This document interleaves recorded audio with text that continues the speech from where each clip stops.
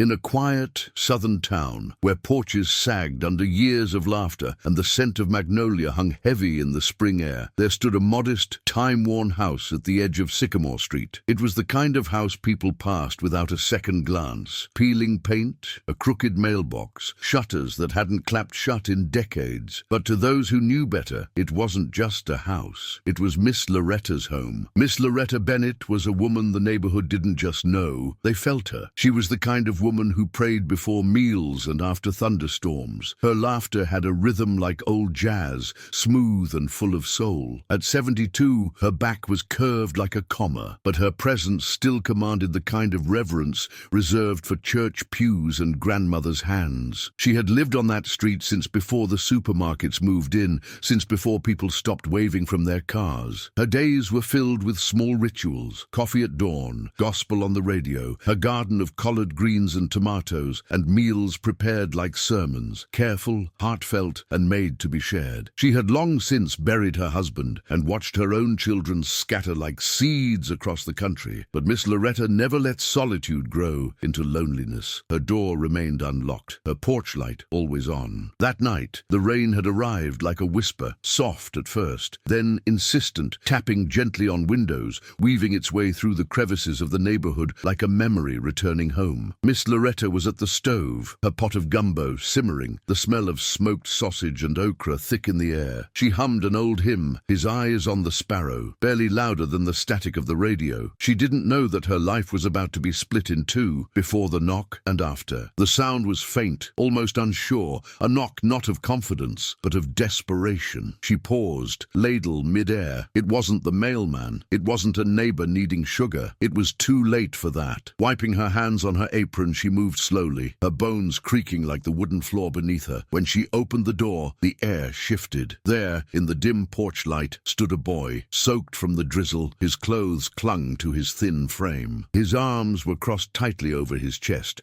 not just from the cold, but from something deeper. One of his eyes was swollen just enough to suggest a recent bruise. His lips were cracked, and his sneakers, 2 sizes too big, squelched with every movement. But what struck her most was not the state of his body, it was his eyes, hollow, ancient, and exhausted. The kind of exhaustion that didn't come from playing too hard or staying up too late. It was the exhaustion of someone who had survived more than he understood. "Please don't make me go," he whispered, barely audible over the rain. Miss Loretta didn't ask questions, not yet. She simply stepped aside, leaving the door open. "Come on in, baby," she said, her voice steady, low, the kind of voice that had told 1,000 bedtime stories and calmed 100 storms. He hesitated for a heartbeat, then stepped into the warmth. She closed the door behind him, the click of the lock sounding like a vow. The boy didn't speak as she handed him a towel. He stood in the entryway, dripping a small puddle onto the linoleum, eyes flicking from shadow to shadow. Miss Loretta knew that look. She had seen it in shelters, in hospitals, in too many eyes that had learned the world could be cruel. She busied herself in the kitchen, her movements deliberate but unhurried. She poured soup into a thick ceramic bowl, the steam rising like a blessing. "It's got a little spice, but it'll warm you up," she said, setting it on the table with a slice of still-warm cornbread. He approached the table slowly, like an animal unsure if the food was bait. But when he tasted it, something in his shoulders loosened. He didn't speak, but he ate, carefully at first, then hungrily. Miss Loretta watched from the kitchen sink, pretending to dry a plate that didn't need drying. After the meal, she handed him a blanket, soft, worn,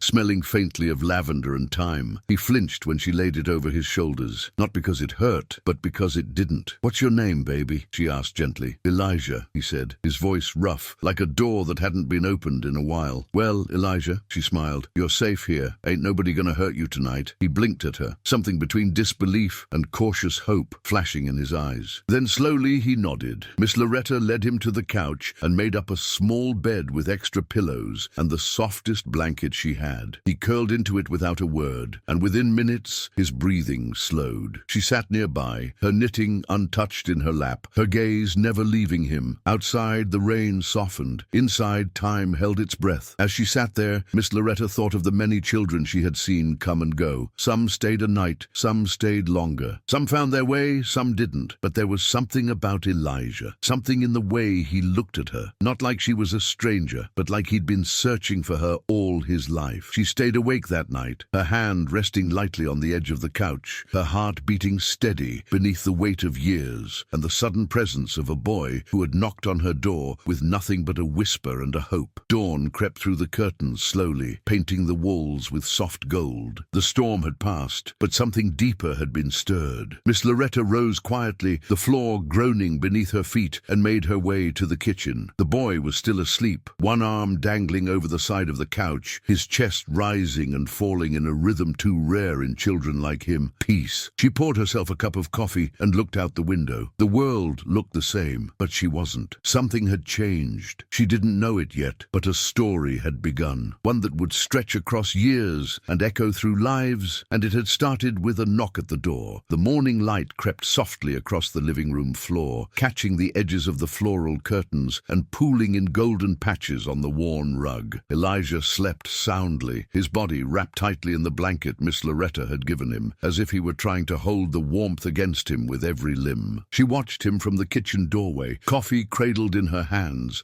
eyes filled with a quiet vigilance only women like her understood. Women who had buried more than just husbands, who had outlived generations and dreams, and still woke up to serve one more bowl of soup. She didn't rush the moment. She let the stillness stretch, sacred and rare. It wasn't often a child slept that deeply under her roof, not on the first night, not after what they'd been through. She knew that kind of sleep. It came only when a body had finally, if temporarily, put down its armor. Eventually, Elijah stirred, blinking against the daylight, his eyes darting around the room with the cautious alertness of someone who had too often woken up somewhere he didn't trust. But when he saw her, still steady with a mug of coffee and eyes full of something he didn't have a name for, he relaxed, just a fraction. "You hungry, baby?" she asked. He nodded once, small and stiff. Miss Loretta didn't believe in grand gestures first thing in the morning. She believed in buttered toast, scrambled eggs with a touch of milk, and bacon crisped just right. She moved through the kitchen with the ease of someone who had made peace with her purpose. Everything about her said, "You belong here. You don't have to earn it." Elijah ate in silence again, though this time his eyes didn't scan every corner. They rested on the plate, on her hands, on the steam curling up from the food. She noticed how he flinched slightly when she reached across the table to pour more juice, how he waited to see if she'd change tone or raise her voice, but she never did. She just ate alongside him, humming low to herself between bites. After breakfast, she walked him to the back porch. It had stopped raining hours ago, and the sun was beginning to dry the brick walkway and flower beds. The world smelled of wet earth and blooming things. Loretta motioned for him to sit beside her on the swing. "Tell me, Elijah," she said gently, "you got any family looking for you?" His hands gripped the edge of the swing seat. "Don't want to go back," he muttered. "Don't want to talk about them." She nodded. "Fair enough." There was a long pause. The creaking of the swing filled the space. "You can stay here today," she said, "and tomorrow we'll talk about what comes next. But right now, you just need to breathe." He didn't say anything, but he didn't run either. That was enough. Later that afternoon, she made a call. Not to the police, not yet. She knew better than to let uniforms and flashing lights into a situation that required gentleness. Instead, she called the county's child services line directly, asked for a supervisor, and insisted politely but firmly that a trained caseworker visit her home. "Not someone green," she said. "Not someone who's going to scare the boy. Someone who knows what they're doing." By sunset, she had word that someone would come the next morning. She didn't tell Elijah yet. No need to steal his peace before it was necessary. That night, she made another pot of gumbo, and when she handed Elijah the bowl, he looked at her like he wanted to ask something, but didn't know how. She sat with him as he ate, reading from her Bible with her glasses low on her nose. At one point, he leaned a little to the side, not quite touching her, but close enough to feel the warmth of her presence. That was new. She didn't comment. She just kept reading. When he curled up on the couch again, she handed him a fresh pillow and tucked the blanket around him like she'd done for her own children years ago. He didn't flinch this time. And again, she stayed nearby, silent, watchful, willing to be the shield until morning came. The knock came just after 8. It was polite, deliberate. No urgency, no pounding. Miss Loretta opened the door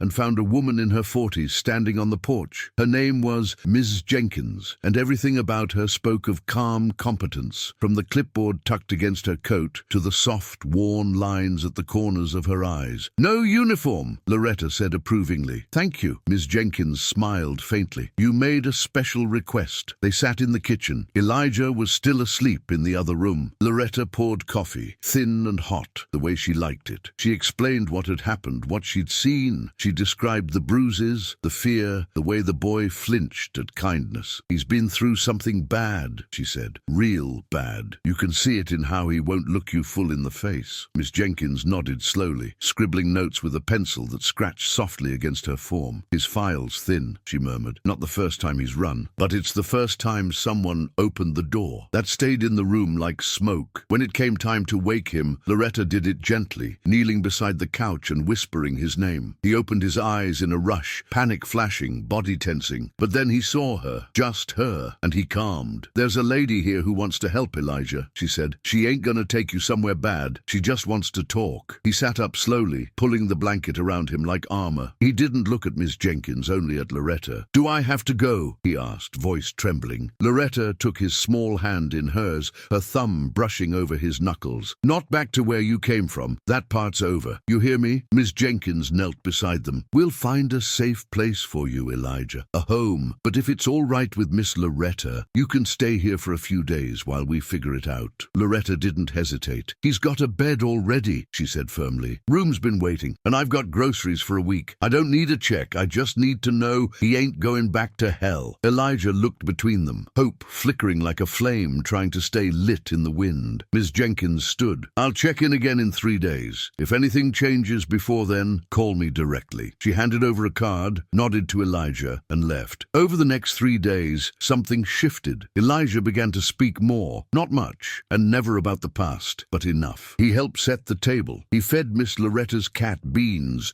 without being asked. He asked questions about the hymns she hummed, about the stories she read aloud at night. She took him shopping, not for toys, but for socks without holes, a toothbrush of his own, and a jacket that didn't belong to someone else first. He picked a denim one, faded and slightly too big. When she handed it to the cashier, she caught the trace of a smile curling at the edge of his mouth. That evening, she sat him down with a notebook. "Here," she said, pressing it gently into his hands. "You don't gotta write if you don't want to, but if there's ever a time you need to say something but can't find the words, this is where you can start." On the first page, in her careful handwriting, she had written, "You are seen, you are safe, you are somebody." He read it 3 times, then tucked the notebook under his pillow without a word. But when she kissed his forehead that night, he didn't flinch. He just whispered, "Thank you." And Miss Loretta, who had seen many things in her 72 years, felt something in her chest that hadn't stirred in a long, long time. 3 days passed, like water flowing gently through fingers, quiet, steady, inevitable. When Miss Jenkins returned, Elijah was waiting, not smiling, not eager, but stronger. He packed slowly, carefully folding the few clothes he now owned, the notebook resting gently on top. He didn't cry, but his fingers shook. At the door, he paused. "Will I see you again?" he asked, barely above a whisper. Miss Loretta leaned in, cupped his cheek, and smiled with a sadness that only love could carve. "You will, baby," she said. "This door don't close on people who need love." He nodded once, the words stitched deep into his memory. Then he walked down the steps and out of her sight. She stood there for a long time after he left, her hand on the doorframe, her heart too full and too empty all at once. Inside, the house returned to quiet, but it was not the same quiet. Something had taken root, and though she couldn't know it yet, that boy, Elijah, was carrying her with him, farther than she'd ever imagined. The foster home was clean. Neat rows of framed quotes lined the walls, phrases about family, faith, and resilience. The floors were polished. The kitchen smelled of lemon cleaner and warmed-over spaghetti. There were rules, schedules, and a bedroom Elijah could call his own, but nothing felt like Miss Loretta's house. There was no gospel music crackling from an old radio, no chipped bowls filled with gumbo, no porch swing creaking in time with the rhythm of a voice telling him he was safe. This new house was safe, technically, but safety, Elijah learned, was not the same as belonging. He clutched the notebook every night, holding it like a secret. On the inside cover, the ink had begun to smudge from his fingers,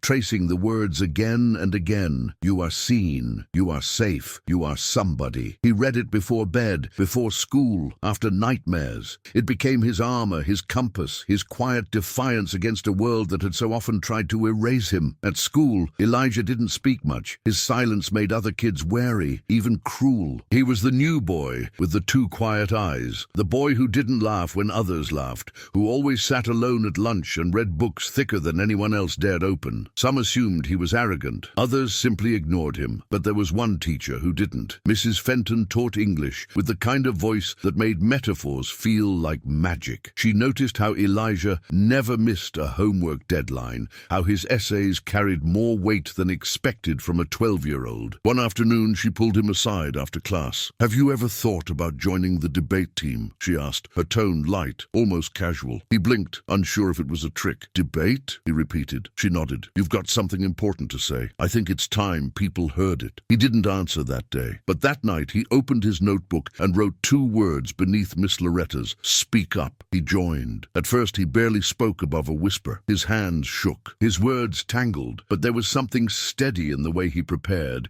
researching, writing, rewriting. By the 3rd tournament, he had won 2nd place. By the 5th, he had taken 1st. He discovered something he hadn't known he possessed. Not just a voice, but power in using it. And behind every word, every argument, every closing statement was a memory of an old woman standing in a doorway, saying he was somebody. Years passed, like leaves caught in the wind, swift, unpredictable, beautiful in their own quiet way. By high school, Elijah had become a name people respected. He was student body president, debate captain, and editor of the school paper, but he still walked the halls with a certain stillness. He had friends, but he kept a piece of himself tucked away, a part only Miss Loretta had ever truly seen. When college acceptance letters began arriving, his counselor pulled him into her office with eyes wide and proud. "You got into Howard," she said. He nodded, not shocked, but humbled. "And Yale," she added. That one hit different. Yale. It felt like another planet. He didn't come from legacy or wealth. He didn't have parents who donated buildings or names engraved on marble, but he had the notebook, and he had her. Before he left for the East Coast, he wrote Miss Loretta a letter. It was short, careful. He didn't know if she still lived in that house or if she'd remember him after all this time, but he needed her to know. "Dear Miss Loretta, I got into Yale. I'm going. You told me I was somebody. You were right. Thank you. Always, Elijah." He sent it without a return address. He didn't need a reply. At Yale, he studied law, late nights in libraries, weekends volunteering with juvenile defense groups, summers spent clerking for judges and learning the language of justice, statutes, precedents, arguments sharp as glass. But the heart of it, the why, always came back to that night on Sycamore Street, when an old woman opened a door and didn't ask for credentials or stories. She just saw a boy and believed he was worth saving. He carried her with him into every courtroom, into every moment when the law fell short and a child needed someone to say, "I see you." On the day he passed the bar,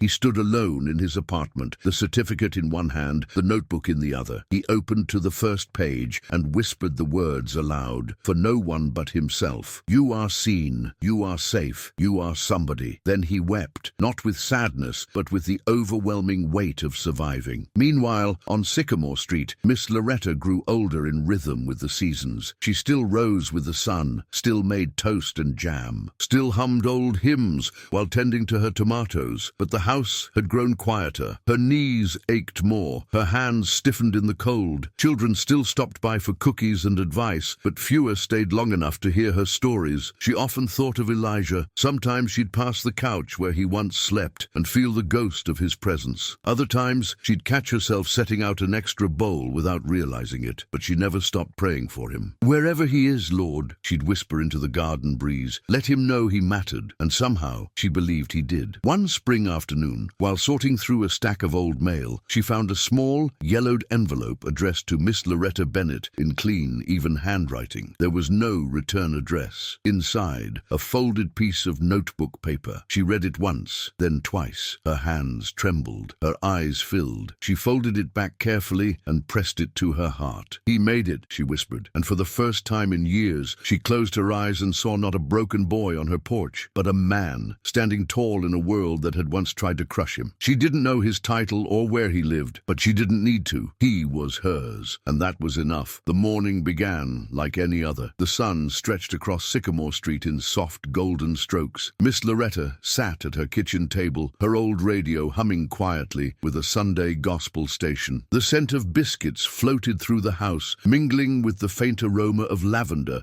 from the garden just outside outside the screen door. She moved slowly these days, more deliberate with each step. Her knees crackled like old records, her breath shortened on the stairs. But she didn't mind. Age to her wasn't a thief, it was a teacher, and each wrinkle, each ache was a lesson in grace. The doorbell rang. She wasn't expecting anyone. Most of the neighborhood knew to knock. Those who came with good hearts always did. She shuffled to the front and opened the door. There was no one there, but on the mat lay a thick cream-colored envelope. No stamp, no address, just her name, handwritten in bold, steady strokes. Miss Loretta Bennett. She brought it inside, her hands trembling slightly as she sat back down. The paper was smooth. The ink was rich and dark. She hadn't seen handwriting like that in years. Carefully, she slid a butter knife beneath the seal and opened it. Inside was a single sheet. At the top, embossed in deep blue, United States District Court. Her heart paused. She adjusted her glasses and began to read. Dearest Miss Loretta, tomorrow I will be sworn in as a federal judge. There will be cameras, reporters, speeches. I've been asked to share the story of how I got here. I'll tell them the truth, but I wanted you to have it first. None of this, the robe, the title, the courtroom, is mine without you. You saw me when I was invisible. You fed me when I was starving for more than just food. You gave me a name worth answering to. You are the reason I stand where I do, not just as a survivor, but as a man who belongs. When they ask me who helped build me, I will say your name out loud, so the world will know it too. I love you. I always have. I always will. Your son, Elijah. The letter shook in her hands. She pressed it to her chest and leaned back in her chair, eyes closed, a slow exhale escaping her like the sigh of a long-held breath finally released. She didn't cry, not at first. The tears came minutes later, slow, reverent, as if even grief was too small a word for what this moment meant. He remembered. He remembered everything. Outside, birds sang softly in the trees. Inside, the silence was holy. She stood up carefully and walked to her mantel. The letter she placed there like an heirloom. Then she went to the kitchen and put on a fresh pot of coffee, her hands steadier than they had been in weeks. Later that afternoon, Jamal, the neighbor's teenage son, knocked at her door. Miss Loretta, he said, grinning, you got to see this. My mama said it's all over the internet. He mentioned you, that judge. He held up his laptop. She blinked. I don't own no computer, she said. Don't matter. You just sit. He set the screen on her coffee table. She adjusted her glasses, leaned in. The seal of the United States District Court filled the screen. A marble courtroom, suits, cameras. Then Elijah. She gasped softly. There he was, older, taller, a little silver at his temples. But his eyes were the same, steady, warm, carrying too many lifetimes for a man his age. He stood at the podium, cleared his throat, and began. Before I begin, I want to tell you about a woman named Loretta Bennett. Murmurs in the room. When I was 10 years old, I ran away from home.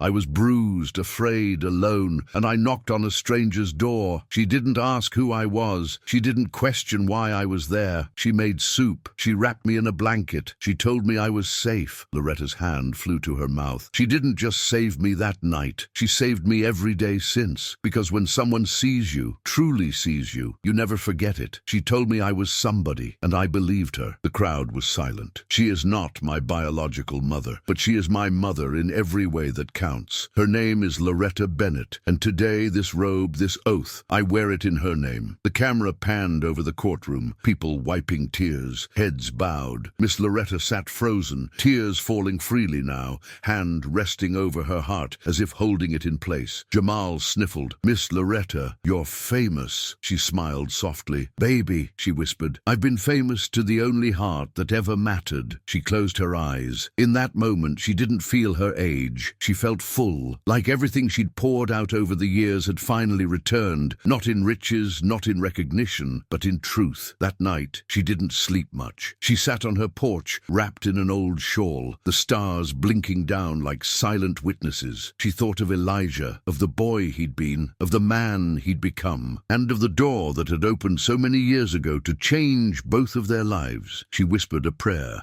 into the night air, not for herself, but for all the children still knocking on doors. Let someone open it, she said. Let them be seen. She rocked slowly, and the stars kept watch. The next morning was crisp, the kind of morning where the air smells new, like the world had been washed clean overnight. She was watering her plants when she heard it, the sound of tires on gravel. A black sedan pulled into her driveway, tinted windows, polished to into a mirror shine. Her heart skipped. The door opened, and there he was, Elijah. He was taller than she remembered, broader, his suit impeccable, but it was his smile, the soft, unguarded smile of a boy who had once whispered, "Please don't make me go," that undid her. He didn't say anything at first. He just walked up the steps and folded himself into her arms. "I came home," he said. She held him, not as a guest, not as a judge, as her boy. "I'm not here to visit, Mama," he whispered. "I'm here to stay, if you'll have me. I want to take care of you now." She pulled back, hands on either side of his face, studying him like a sacred text. "Took you long enough, baby," she said, laughing through tears. He moved in that same day. No ceremony, no cameras, just two people, tied not by blood, but by the unbreakable threads of grace. That night, he found her sitting in her rocker, wrapped in the quilt she'd made years ago. He knelt beside her, took her hand. "Mama," he said quietly, "I've been thinking. It's not enough for me to visit. Not anymore." She turned to him, eyes soft. "I want it to be official," he continued. "I know I'm grown, but I want you to be my mother. Not just in my heart, in name, in everything." Her eyes shimmered. "You always were my son," she whispered. "From the moment you knocked." He leaned forward and kissed her forehead. Later that week, he filed the paperwork. The name Loretta Bennett would appear on his legal documents as his adopted mother. She didn't need the title, but he needed to give it, not to change who she was, but to honor what she had always been. The days that followed Elijah's return unfolded like pages in a beloved book, familiar, warm, and lined with golden edges of grace. He moved through the old house with reverence, never rearranging what didn't need fixing. He cooked when she couldn't, ran errands without being asked, and refilled her teacup before she noticed it was empty. Miss Loretta didn't ask him why he had really come back. She didn't have to. She saw it in the way he watched her cross the room, ready to reach out if her steps faltered. She heard it in the way he said "Mama" now, with ease, with history, with no hint of hesitation. They settled into a rhythm, the kind only two souls tied by time and truth could share. In the mornings, he would sit beside her on the porch, sipping coffee that he had finally learned to make just the way she liked, weak, sweet, and hot. She told stories. He listened, really listened, like every word she spoke might disappear into the wind if he didn't hold on to it. In the evenings, she would fall asleep in her rocker while Elijah read aloud from the newspaper, pausing now and then to see if she was still awake. Most times she wasn't, but he kept reading anyway, just in case. The house began to hum again,